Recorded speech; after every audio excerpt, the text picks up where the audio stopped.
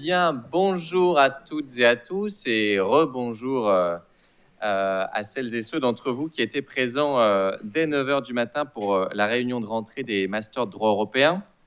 Alors avant de débuter cette journée d'études, quelques remerciements d'usage évidemment, en commençant bien sûr par remercier Penny Katsorchi qui est à ma droite, qui revient ici après avoir soutenu sa thèse il y a quelques années dans cette maison et qui a depuis fait une très jolie carrière au tribunal puisqu'elle elle occupe un poste de référendaire depuis maintenant de nombreuses années et c'est avec une grande joie qu'on l'accueille cette année en tant que maître de conférence associé dans cette université, ce qui va permettre aux étudiants de droit européen de bénéficier de son expertise, de sa connaissance de la Cour, notamment aux étudiants du droit européen des affaires, mais aussi à l'ensemble des parcours, puisqu'elle interviendra dans le cours de mobilisation du droit européen et puis dans le séminaire de professionnalisation. Je vous invite vraiment à suivre nombreux ces enseignements qui vous seront précieux. Et puis, je la remercie d'autant plus que ce colloque n'aurait pas eu lieu sans elle, puisque c'est elle qui nous en a soufflé l'idée avant même d'avoir pris ses fonctions de maître de conférence associé. Et donc, merci beaucoup, Penny. On est très heureux de te retrouver parmi nous. Un grand merci aussi, bien sûr, à Stéphane Gervasoni, qui est dans une période de transition, puisqu'il est encore juge au tribunal de l'Union européenne, et puis il deviendra au 1er octobre, c'est ça ? Le 7 octobre, juge français à la Cour de justice de l'Union européenne. C'est un véritable honneur de vous avoir parmi nous aujourd'hui et de montrer que on peut nouer des liens entre la juridiction de l'Union et la doctrine européaniste, et c'est tout l'objet de cette journée. Merci également à François Lemann de Chermont, conseiller référendaire à la Cour de cassation, qu'on est très heureux d'accueillir ici, puisque sa présence symbolise également le partenariat qui a été mis en place grâce à l'action de notre doyen Olivier Gou entre notre faculté de droit et la Cour de cassation. Et donc, cela facilite grandement les échanges et c'était un plaisir de vous avoir avec nous. Et puis, pour rappeler notre dualisme juridictionnel, il nous fallait un représentant du Conseil d'État à travers Jean-Philippe Mauchon, président de chambre à la section du contentieux du Conseil d'État, qui nous fait l'honneur d'être présent ici aujourd'hui. Enfin, bien sûr, un grand merci à tous les autres intervenants universitaires qui vont se relayer ce matin et qui vont présider une table ronde cet après-midi pour faire dialoguer les praticiens avec la doctrine. Et puis, merci aussi à tous les étudiants qui sont venus aussi nombreux. On pourrait presque croire que vous y avez été obligés. Cela témoigne de tout l'intérêt que vous avez pour le contentieux de l'Union européenne et nous vous en remercions. Et puis, je ne pourrais pas terminer ces remerciements sans remercier Lise Barastranieri et Yacine Chatou, qui, comme d'habitude, sont les véritables chevilles ouvrières de ces journées et sans qui rien ne serait possible. Alors, cette journée, elle nous tenait particulièrement à cœur parce qu'au-delà, bien sûr, de l'importance fondamentale de cette réforme pour le droit de l'Union, elle nous permet de réunir l'ensemble des collègues étudiants européanistes autour d'un sujet d'intérêt commun, puisque quel que soit le champ de nos spécialités, le contentieux devant le juge de l'Union reste une base essentielle. Et nous sommes donc très heureux de retrouver les étudiants des 3 parcours de droit européen des affaires, droit européen des droits de l'homme et droit global du changement climatique. Alors, on conscient cependant que le thème qui nous réunit aujourd'hui peut paraître un peu aride pour certains étudiants, en particulier pour celles et ceux qui ont découvert le contentieux de l'Union européenne mardi dernier lors du premier cours qu'a assuré Gaël. Il nous paraissait important, avant d'écouter des spécialistes du contentieux et des acteurs de premier plan, de revenir sur les grandes lignes de cette réforme. C'est pourquoi je mentionnerai quelques éléments sur l'historique et le contenu de celle-ci avant que Gaël nous présente ses principaux enjeux. Alors, c'est le traité de Nice qui a reconnu la possibilité pour le tribunal de l'Union d'être saisi de questions préjudicielles dans des matières spécifiques devant être déterminées et c'est ce que prévoit aujourd'hui l'article 256, paragraphe 3 du traité sur le fonctionnement de l'Union européenne, dans le souci, bien sûr, d'alléger la charge de travail de la Cour. L'article 280 du traité prévoit que le statut de la Cour peut être modifié par un règlement adopté par le Parlement et le Conseil sur demande de la juridiction après avis de la Commission ou l'inverse, sur demande de la Commission après consultation de la Cour. Or, depuis l'entrée en vigueur du traité de Nice en 2003, ni la Commission ni la Cour n'avaient ressenti le besoin de faire une telle proposition et cette inertie peut sans doute s'expliquer par la multiplication des réformes qui ont jalonné l'institution au cours de la vingtaine d'années écoulées. On citera pêle-mêle le transfert de la majorité des recours en annulation et en carence au tribunal, la création en 2005 d'un tribunal de la fonction publique de l'Union européenne, puis la grande réforme de l'architecture juridictionnelle à partir de 2015, avec notamment la disparition du tribunal de la fonction publique et le doublement du nombre de juges au tribunal. On pourrait également mentionner le nouveau mécanisme de filtrage des pourvois qui est entré en vigueur en 2019. En outre, la modification de la répartition des compétences entre les deux juridictions de la matière préjudicielle avait sans doute été jugée moins urgente, puisque grâce à plusieurs évolutions dans les méthodes de travail de la Cour, la durée moyenne de traitement des affaires préjudicielles était relativement basse. En effet, dans son rapport annuel 2016, la Cour se félicitait que son délai de traitement des questions préjudicielles, qui était alors de 15 mois, était la durée la plus courte enregistrée depuis plus de 30 ans. Elle avait même conclu en 2017, dans son rapport adopté à la demande du législateur européen, qu'il n'y avait pas lieu à ce stade d'opérer des changements dans la répartition de la compétence préjudicielle entre le tribunal et la Cour. Toutefois, le 30 novembre 2022, la Cour a fini par déposer une demande au Parlement européen et au Conseil en vue de transférer partiellement sa compétence préjudicielle. Deux raisons ont pu être invoquées: l'accroissement des questions préjudicielles de plus en plus complexes et sensibles. Deuxièmement, l'allongement progressif du délai de traitement. Quelques chiffres pour s'en rendre compte, mais qui seront peut-être plus approfondis par la suite. En 2016, 470 questions préjudicielles étaient introduites devant la Cour, 641 en 2019. Quant à la durée de traitement, elle est passée d'environ 15 mois entre 2015 et 2019 à 17,3 mois en 2022. Cependant, outre cet aspect quantitatif, qu'on peut d'ailleurs peut-être estimer finalement assez limité, la dimension qualitative doit sans doute être soulignée, puisque la Cour connaît un accroissement de son contentieux dans des matières particulièrement complexes et sensibles. On pense en particulier au contentieux de l'espace de liberté, de sécurité et de justice, 91 affaires jugées en 2023, qui touchent directement aux droits fondamentaux et qui constituent le terrain privilégié des procédures préjudicielles d'urgence, qui occupent bien sûr particulièrement la Cour. Alors, à ces difficultés rencontrées par la Cour, on trouve comme une sorte de miroir inversé la plutôt bonne santé du tribunal depuis l'achèvement de sa réforme, qui a été marquée par le doublement du nombre de juges et par la spécialisation partielle de ses chambres. Dit autrement, le tribunal se trouvait peut-être dans de bonnes conditions pour connaître un plus grand nombre d'affaires, mais également d'affaires qui ne relevaient pas forcément de compétences originellement attribuées. Alors, afin de faciliter la mise en œuvre de la future compétence du tribunal, la Cour a demandé que soit transférée au tribunal sa compétence préjudicielle dans 5 matières spécifiques qui sont reprises dans le règlement final adopté le 11 avril 2024, règlement qui a néanmoins pris soin de scinder l'une d'entre elles en deux. On citera donc 6 domaines: le système commun de TVA, les droits d'accise, le code des douanes, le classement tarifaire des marchandises dans la nomenclature combinée, l'indemnisation et l'assistance des passagers, et enfin le système d'échange de quotas d'émissions de gaz à effet de serre. Alors, pourquoi ces 6 matières ? 3 critères ont été appliqués. La nécessité qu'il s'agisse de matières suffisamment identifiables. Deuxièmement, des matières qui devaient poser peu de questions de principe, dans lesquelles on a une jurisprudence susceptible de guider le tribunal.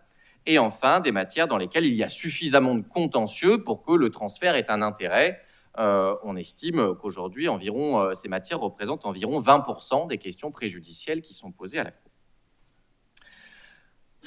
D'un point de vue pratique, cependant, pour le juge national, et c'est pour ça que nous tenions à avoir des représentants des juridictions suprêmes françaises aujourd'hui, il était important que ces juridictions de renvoi ne doivent pas trancher elles-mêmes la juridiction à qui il fallait confier la question préjudicielle, Et c'est la raison pour laquelle un guichet unique est mis en place. Toutes les questions continueront d'être adressées à la Cour et c'est elle qui, le cas échéant, attribuera les affaires au tribunal.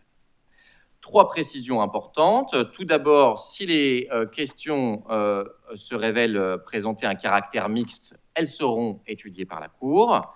Le tribunal pourra toujours renvoyer une affaire s'il estime qu'elle appelle une décision de principe susceptible d'affecter la cohérence de la jurisprudence. Et enfin, la Cour pourra procéder, dans des cas a priori très exceptionnels, au réexamen d'une question tranchée par le tribunal en cas de risque sérieux d'atteinte à l'unité du droit.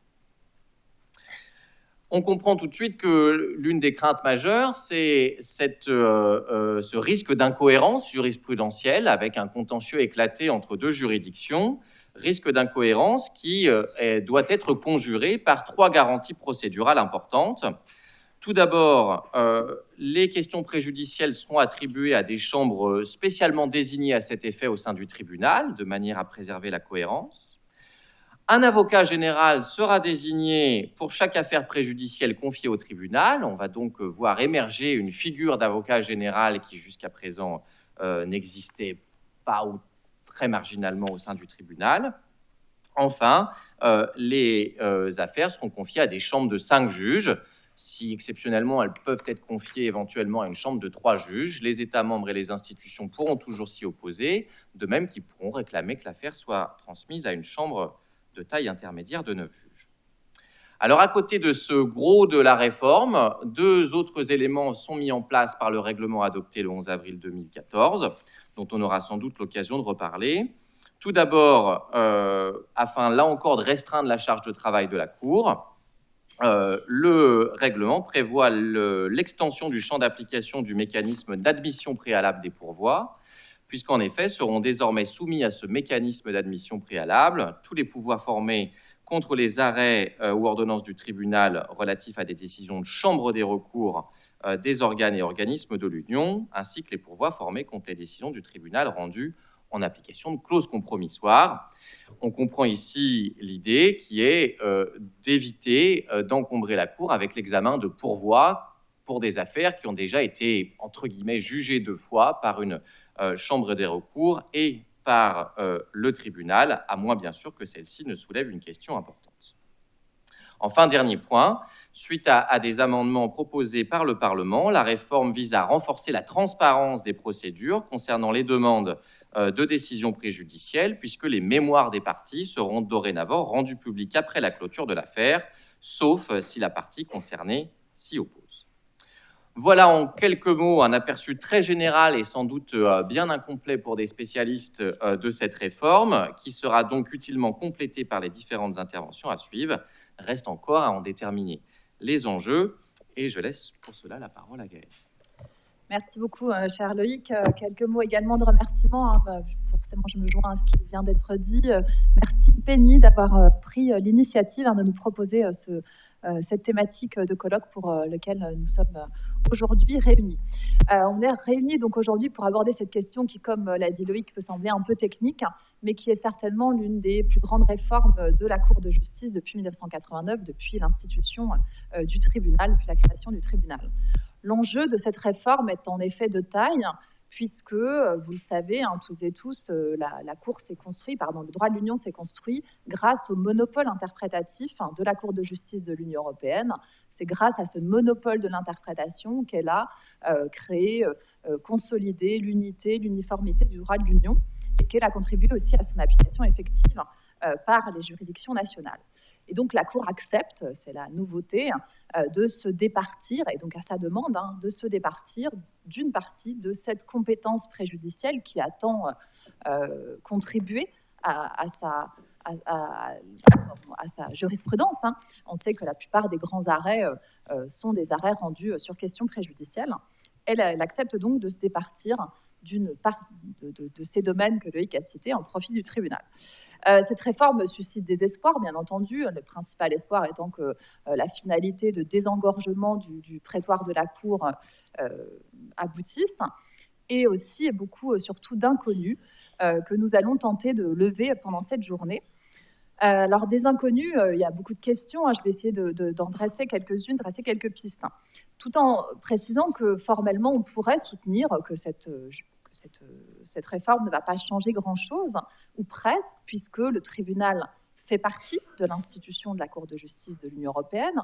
Il va disposer d'une petite partie de la compétence préjudicielle dans des matières qui sont suffisamment circonscrites et suffisamment détachables des domaines qui vont rester de la compétence de la Cour.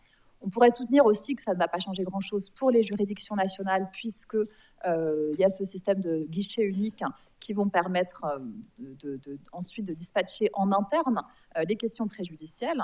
Et puis, on pourrait changer que sur le fond, l'unité et la cohérence est suffisamment maintenue par tous les systèmes qui ont été prévus, le système de renvoi possible à la Cour et puis le système de réexamen par la Cour également. Mais bien entendu, ce n'est pas ça qui va peut-être se produire. C'est pour ça qu'on est là aujourd'hui pour en parler, puisque ces nouvelles règles ont vocation à s'appliquer sur un terrain qui n'est pas neutre.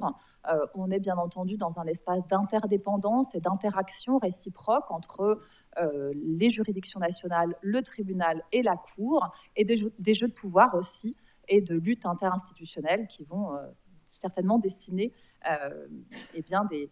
des autres possibles. Autrement dit, il y a des enjeux systémiques ici qui vont sous-tendre ces règles juridiques dont on va parler aujourd'hui. Ces enjeux, on peut les lire entre les lignes dans l'avis de la Commission qui a été rendu sur le projet de transfert. Et puis la doctrine anglophone, principalement, s'est fait l'écho de pas mal de questions. Est-ce qu'il y a une place pour une autonomisation d'interprétation par le tribunal? Quelle va être la politique jurisprudentielle de la Cour? Quelle va être aussi la réception de la réforme par les juridictions nationales? D'ailleurs, nos deux juges des cours suprêmes du Conseil d'État et de la Cour de cassation seront là pour nous donner leurs sentiments sur justement ces questions. Une autre question qui va nous occuper aussi, c'est celui du sens de la réforme, du mouvement dans lequel elle s'inscrit. On le sait, l'architecture juridictionnelle de la Cour, elle s'est dessinée par étapes en fonction des besoins de la Cour, besoin d'atténuer un peu cette saturation et l'engorgement de la Cour, avec des hésitations entre créer des juridictions spécialisées, c'est ce qui a été fait avec la création du tribunal de la fonction publique, et puis l'autre solution qui était tout simplement de continuer à gérer le contentieux entre le tribunal et la Cour, et puis de répartir le contentieux entre ces deux juridictions. Depuis la suppression du tribunal de la fonction publique et puis le doublement des juges au tribunal, eh bien, on voit qu'on a opté pour la solution qui consiste à transférer des compétences au tribunal pour désengorger la Cour. Et puis, il ne restait peut-être plus guère que le transfert des compétences préjudicielles pour pouvoir alléger la charge de travail à la Cour, même si on pourra discuter d'éventuellement d'autres pistes possibles. Pour l'instant, même si c'est 6 domaines seulement qui sont transférés, on se dit que peut-être à terme, d'autres domaines seront par la suite transférés au tribunal de l'Union européenne. Et donc, ce qui est en germe dans cette réforme, c'est une répartition, une architecture juridictionnelle dans laquelle la Cour de justice de l'Union européenne aurait vocation à devenir ce juge constitutionnel qui va venir s'occuper des questions de principe, arbitrer entre différentes lignes jurisprudentielles. Et donc, on voit comme ça que va se dessiner certainement une structuration entre tribunal et cour de justice. Alors, les questions qui sont posées par cette réforme, elles sont multiples. Je pense qu'on peut les regrouper quand même. En tout cas, moi, j'ai plusieurs questions auxquelles on essaiera de répondre. La première catégorie de questions, à mon avis, c'est de savoir s'il peut émerger des différentes manières de traiter les questions préjudicielles par le tribunal et par la Cour. Et quand je parle de ça, peut-être sur un plan procédural, même si les règles de procédure ont vocation à être les mêmes, on peut se demander, par exemple, comment le tribunal va accepter de nommer un avocat général. Est-ce qu'il va suivre les pratiques de la Cour en la matière? Est-ce qu'il va davantage être en dialogue avec les juridictions nationales? Donc, toutes ces règles procédurales vont peut-être conduire à 2 manières de traiter les questions préjudicielles, l'une par le tribunal, l'autre par la Cour de justice. La doctrine, elle pointe majoritairement un risque de défiance à l'égard du tribunal. Si on recense un peu les articles et les prises de position, risque de défiance et risque de considérer que le tribunal serait une instance un peu inférieure qui viendrait répondre à leurs questions. Un autre risque est pointé par la doctrine, qui est que peut-être les juridictions nationales préféreront à l'avenir s'adresser au tribunal de l'Union européenne parce qu'avec ses chambres spécialisées, ils pourraient être mieux outillés finalement pour répondre aux questions. Et puis, éventuellement, le tribunal pourrait avoir cette pratique consistant à mieux dialoguer pour demander aux juridictions nationales de préciser les faits ou les points de droit qu'elles souhaitent voir traités. Donc, pour savoir si les juridictions nationales seront dans une attitude de défiance ou au contraire, si elles vont plutôt souhaiter s'adresser au tribunal, eh bien, ça va dépendre de plusieurs facteurs. Bien sûr, le type de raisonnement qui va être développé par le tribunal, la rapidité de ses réponses, la clarté de son raisonnement et puis son attitude à l'égard des juges. Il y a peut-être aussi un risque d'usage stratégique par les parties du renvoi préjudiciel et de la manière de formuler les questions pour qu'elles arrivent plutôt à la Cour ou au tribunal. Et puis, il y a aussi cet inconnu qui est de la période pendant laquelle la Cour va décider éventuellement de faire un réexamen, puisque pendant 2 mois après une décision du tribunal, eh bien, la Cour pourra décider de se saisir dans le cadre du réexamen. Les parties n'ont pas leur mot à dire sur la possibilité qu'il y ait un réexamen, et donc on peut se demander s'il y aura une attitude stratégique de la part soit des parties, soit des juridictions nationales pour éventuellement déclencher ce réexamen, éventuellement en reposant une question préjudicielle pendant ce délai, ce qui n'est pas interdit. Et puis sur le fond, bien entendu, tout a été pensé pour que la Cour conserve la mainmise sur les questions essentielles, les questions constitutionnelles, que l'on pourrait qualifier de constitutionnelles. Certaines questions ne sont toutefois pas totalement résolues. Que se passe-t-il lorsque une question aborde en même temps des questions de TVA, code des douanes, mais aussi d'interprétation des traités ou d'interprétation de la charte? Donc ce sont des questions qui pourraient être sous-jacente à une question particulière. Donc, est-ce que la Cour va préférer, dans ces cas-là, garder la question préjudicielle? Qu'est-ce qui se passe également si la question préjudicielle aborde des questions de compétence ou de recevabilité? Est-ce qu'on considérera que ce sont des questions mixtes ou non? Et on se doute que ce sera souvent le cas en pratique, puisque rares sont les questions qui sont uniquement circonscrites au domaine que Loïc a cité. La Cour devra donc faire des choix entre laisser davantage de marge de manœuvre au tribunal ou au contraire en essayant de le cantonner aux seules questions très très techniques avec le risque que la réforme ne produise pas les effets escomptés en termes quantitatifs. Donc on mesure aussi l'importance du greffe qui va avoir ce rôle d'aiguillage dans le cadre du guichet unique. Donc toutes ces questions auxquelles nous allons tenter de répondre aujourd'hui, la difficulté principale de l'exercice, c'est que pour l'instant on n'a pas de pratique, puisque la réforme entre en vigueur seulement, en tout cas, vient d'être adoptée. Donc, ça nous oblige quasiment à reprendre date pour que l'on puisse faire un bilan d'application. Donc, j'espère que les personnes qui sont ici aujourd'hui accepteront de revenir pour nous faire le bilan après quelques temps d'utilisation de ces procédures. Sans plus attendre, je vais laisser la place à notre premier panel. Vous avez tous le programme sous les yeux. Cette matinée, donc sous la présidence d'Éric Carpano, que je remercie sincèrement et chaleureusement d'être ici parmi nous, eh bien, nous avons plutôt une vision de l'évolution de la réforme, du processus décisionnel et de ses contours avec Antoine Petel, qui est docteur de cette université. Nino Forster, qui nous fait l'amitié de venir depuis l'Université Polytechnique de Valenciennes, des Hauts-de-France.